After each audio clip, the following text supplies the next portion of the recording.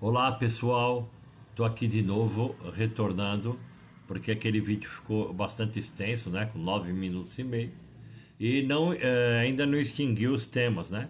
Porque os temas são 10 itens. Agora nós estamos indo para o sexto item, que vão falar um pouquinho sobre a Primeira Guerra Mundial, que vai ser de 14 a 18.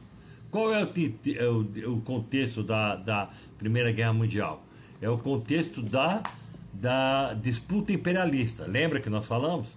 O que é imperialismo? É aqueles grandes países da Europa que vão subjugar, vão invadir os países tanto da Ásia como da África. Então essa crise imperialista, essa tentativa de cada um ter mais poder que o outro, vai ser um dos estopins que vai levar à Primeira Guerra Mundial, né? Vai haver alianças militares, lembra? Da Tríplice Aliança e da Tríplice Entente. E o nacionalismo. O que é o nacionalismo, né? É aquele amor exacerbado pela pátria, né? Nós vamos ter de um lado os blocos Tríplice Entente, que é formado pela França, Inglaterra e Rússia, e a Tríplice Aliança pela Alemanha, Áustria, Hungria e Itália. Qual que foi o estopim da guerra? Você deve lembrar. É a morte do arquiduque Francisco Ferdinando em 1914. E qual foi a consequência? Pulando já para o final da Primeira Guerra Mundial, né? Vai haver o Tratado de Versalhes, onde a Alemanha vai ser julgada e culpada para pagar o ônus da guerra. Vai nesse período haver a ascensão do nazismo e do nazismo e o início da hegemonia dos Estados Unidos, ok? Porque, duas coisas que nós temos que lembrar. A ascensão do nazismo, porque esse período vai nascer, vai emergir uma nova ideia, né, defendida por Adolf Hitler, de raça ariana, que a Alemanha estava passando um caos, e ele vai tentar reerguer a Alemanha e sua moral. E também a ascensão dos Estados Unidos. Por quê? Porque os Estados Unidos, lembra que eu falei, comentei, foi um dos mais beneficiados da guerra, porque vendeu armas, emprestou dinheiro à Europa devastada. Por isso que a hegemonia, os Estados Unidos como a gente conhece hoje, já nasce desse período pós Primeira Guerra Mundial. Aqui outro tema é a política do café com leite. Você lembra da política do café com leite? O café representa São Paulo e o leite representa Minas Gerais. Nós falamos, esse período faz parte da República Velha, de 1894 a 1930. Lembra? Falei da proclamação da República. Depois vai ter esse período da República Velha, né? Vai ter aquela alternância de poder entre coronéis e pessoas indicadas de São Paulo e depois de Minas Gerais. Eles vão alternar no poder. As oligarquias, que são os grandes fazendeiros, vão colocar no primeiro momento um representante de São Paulo, no segundo momento um representante de Minas Gerais, tá? Nesse período também vai ter o voto do cabresto. Lembra que os grandes coronéis vão dirigir de um jeito que deve se votar, com quem se deve votar, para quem se deve votar, né? Vai ser o coronelismo, né? Porque os coronéis, os grandes latifundiários, grandes fazendeiros, contratam seus jagunços e você acaba votando em quem eles mandam votar, senão você poderia até morrer. E vai ter fraudes eleitorais, é óbvio, né?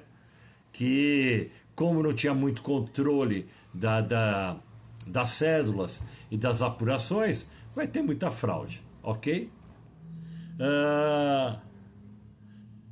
O fim disso, desse período, vai ser a quebra da aliança em 1930, levando à Revolução de 30 e a ascensão de Vargas. Agora vamos voltar bem para trás. Vamos falar da política da Roma Antiga, que é um tema que também parece que está em voga aí, fazendo minhas pesquisas dos 3 últimos anos da termomecânica, né? É um tema que eu acho bastante já controverso, antigo, porém, como está na pauta, vamos falar. O período da monarquia, né? Que vai 753 a 509 a.C., desculpe, que vai ser aquele período onde vai os reis e o Senado, que é representado pela aristocracia, para aqueles que têm dinheiro, terra e poder. O período da República, que vai ser um período mais democrático, que vai de 509 a 27 a.C., né? Que vai ser o período dos cônsules, que é como deputados, vai ter o Senado, o tribunos da plebe e a expansão territorial de Roma.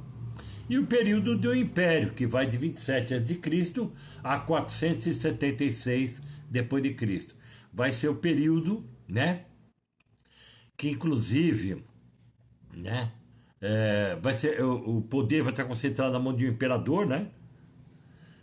Vai ver a Pax Romana, né, com X, que é a suposta paz. Mas vai ter crises, invasões bárbaras, né?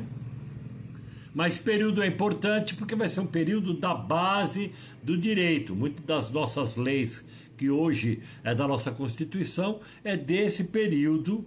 Ela é uma lei aperfeiçoada do período da Roma Antiga. Ok? Descobrimento do Brasil, parece até redundância, né? Qual é o contexto do descobrimento do Brasil?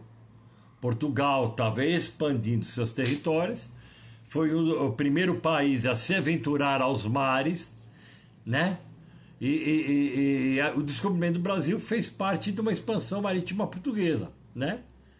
O Tratado de Tordesilhas, dividindo entre Portugal e Espanha, vai fazer com que Portugal fique com a porção onde se encontra o Brasil. A chegada de Pedro Álvares Cabral, né, que você está sabendo, em 22 de abril de 1500, os primeiros anos vai ser a grande fonte de lucro para Portugal, vai ser o pau-brasil, né, e o início do contato com os indígenas, né? E para finalizar, vamos falar um pouquinho do Brasil Império. O Brasil Império é um período de 77 anos, né? Que vai ter o Dom Pedro I, Dom Pedro II, né? Vai ter aquele período da proclamação da independência, proclamado por Dom Pedro I em 1822, e é dividido em 2 períodos. O primeiro reinado, desculpe, que vai de 1822 a 1831, o período da regência, né? Você lembra do período da regência?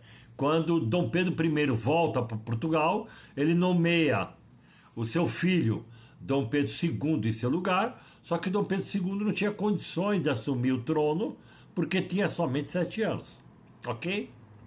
E aí vai ser um período onde representantes da coroa vão reger, vão tomar conta do país, enquanto o Dom Pedro II não atinge a maioridade. E vai ter o segundo reinado, que aí vai ser aquele reinado, quando com 14 anos vai ser feito o golpe da maioridade, vão colocar Dom Pedro como maior, né? Que aí ele vai poder, com 14 anos, e ele poder governar o país, né? Dom Pedro vai ter a escravidão nesse período, o café como base econômica do Brasil, a guerra do Paraguai, né? Você lembra da guerra do Paraguai? Aquela guerra que de um lado tinha o Paraguai, que invadiu terras argentinas e brasileiras, proclamando essa guerra, e do outro lado Brasil, Argentina e Uruguai, que vai acabar com todo o Paraguai, e essa tríplice aliança vai vencer a guerra. Ok? E o último tema aqui, deixa eu ver, é a proclamação da República em 1889, que, como eu lembrei vocês, é um período em que vai haver um golpe militar. Então nós estamos falando de golpes militares no Brasil, né? O golpe militar, o primeiro golpe militar que o Brasil teve foi esse golpe, onde Dom Pedro II sofre um golpe, ele é tirado do trono, é proclamada república pelos militares, ok? Quem vai assumir no lugar do Dom Pedro vai ser o Marechal Deodoro da Fonseca e Dom Pedro II volta para Portugal. Tá bom? Olha, são quase 20 minutos de aula. Espero que você tenha aproveitado bastante.